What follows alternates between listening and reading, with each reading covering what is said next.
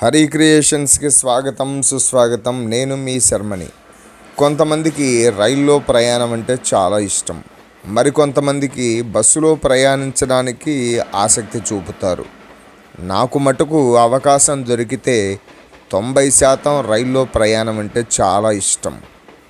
ఆ ఇష్టాన్ని మరి కాస్త ఇష్టంగా మార్చుకొని ఈరోజు ఈ వీడియోలో విజయవాడ నుండి భద్రాచలం రోడ్డు వరకు రైల్వే వివరాలు, ఎన్ని రైళ్లు ఉన్నాయి, ఏ సమయంలో ప్రయాణిస్తాయి, రైలు నెంబరు ఎంత, ఎన్నో ప్లాట్ఫామ్కి వస్తుంది, ఏ స్టేషన్ల మీదుగా వెళుతుంది అనే అంశాల గురించి సరికొత్త వీడియోతో మీ ముందుకు వచ్చాను.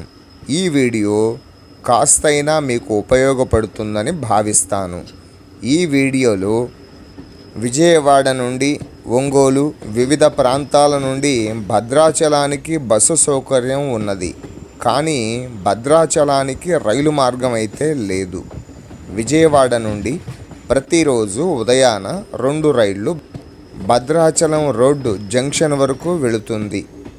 8 కోచులతో train number 07979 Vijayawada Bhadrachalam road వరకు ప్రయాణిస్తుంది. ఇది ప్రతిరోజు ఉదయం 9 గంటలకు ప్లాట్ఫామ్ నంబర్ 9 లేదా 10కి వస్తుంది. Train number 67215. విజయవాడ నుండి భద్రాచలం రోడ్డు వరకు మరో రైలు ప్రయాణిస్తుంది. ఇది ప్రతిరోజు ఉదయం 7:30కి ప్లాట్ఫామ్ నంబర్ 9 లేదా 10కి వస్తుంది. Vijayawada Rayanapadu junction, Kondapalli, Cheruvu Madhavaram, Gangineni, Errupalem, Tondala Gopavaram, Madhira, Motumarri junction,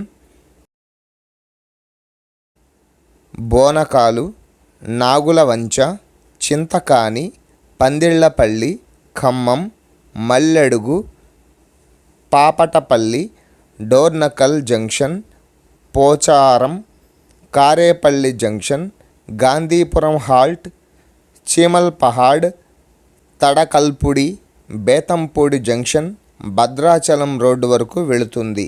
Bhadrachalam road station వద్ద దిగి అక్కడ నుండి శ్రీ సీతారామచంద్రస్వామి వారి దేవస్థానం భద్రాచలానికి బస్సు మార్గం 44 కిలోమీటర్లు ఉంటుంది.